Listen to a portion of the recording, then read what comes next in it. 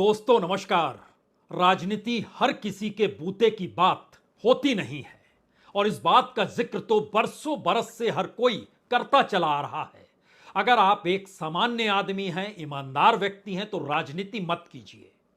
यह बात कोई आज की नहीं है, लेकिन जरा कल्पना कीजिए कि एक सामान्य पॉलिटिकल पार्टी के लिए भी अब राजनीति करना और चुनाव में जाना और चुनाव में जीत जाना असंभव सा है। सिर्फ व्यक्ति तक बात नहीं रही है, अब तो राजनीतिक दलों तक ये बात आ गई है।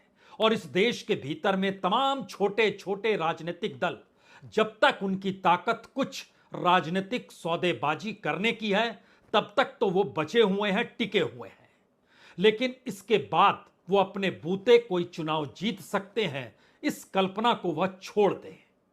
क्योंकि राजनीति के तौर तरीके 2014 के बाद जिस तेजी से बदले हैं, उसने राजनीति और राजनीति की पूंजी भर को नहीं परोसा, बल्कि इस देश की इकोनॉमिक पॉलिसी और इस देश के विकास का खाका भी उस राजनीतिक सत्ता से जाकर जुड़ गया जिसकी कल्पना इससे पहले कभी किसी राजनीतिक दल ने, किसी नेता ने, यहां तक कि किसी प्रधानमंत्री ने भी की नहीं होगी।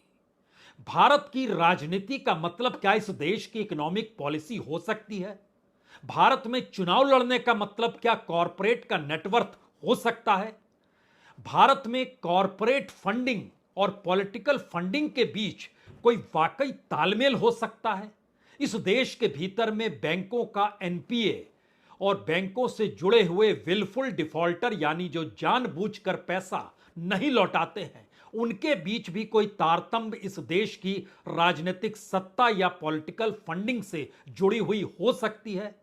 और अगर यह जुड़ी हुई है, तो फिर जो सत्ता में है उसके पास ही सब पैसा आएगा? क्या यह सब कोई इससे पहले कहा जा सकता था? इस देश में कॉरपोरेट पैसा देता है, इंडस्ट्रीज पैसा देते हैं, बिजनेस पर्सन पैसा देते हैं, और तो और ऐसे अज्ञात सोर्स से भी पैसा आता है जिसकी जानकारी इलेक्शन कमीशन तक पहुंचती जरूर है। लेकिन एक क्षण के लिए कल्पना कीजिए कि बीते 9 बरस में इस देश में तकरीबन 25 लाख करोड़ रुपए सरकार ने गायब कर दिए, तो आप क्या कहेंगे? गायब करने का मतलब यह नहीं है कि अचानक छूमंतर हो गया सब पैसा।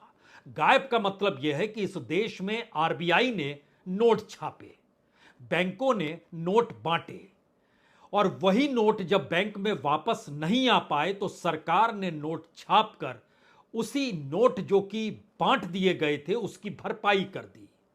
और जिसके जरिए भरपाई की और जो पैसा बैंकों से लेकर फुर्र हो गए, फिर उन्होंने नए तरीके से इस देश की सत्ता को साधा, या सत्ता को साधने का तरीका पहले ही अपनाया जा चुका था। और 9 बरस में अगर 25 लाख करोड़ रुपए इस देश के भीतर में रिटर्न ऑफ कर दिए जाते हैं, बट्टे खाते में डाल दिए जाते हैं, तो ये रुपया क्या आपको किसी बजट में इस तरीके से नजर आता है?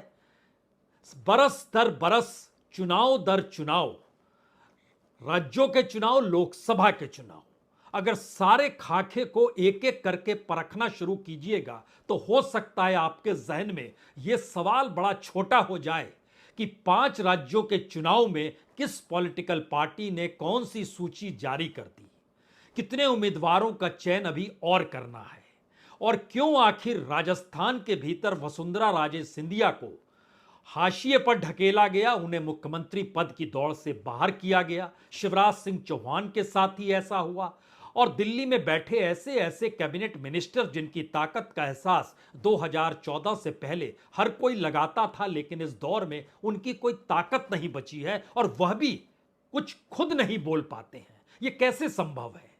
यह संभव तभी है जब इस देश की राजनीति आपकी मुट्ठी में हो, राजनीति के जरिए चुनाव कराने के तौर तरीके आपके मुट्ठी में हो।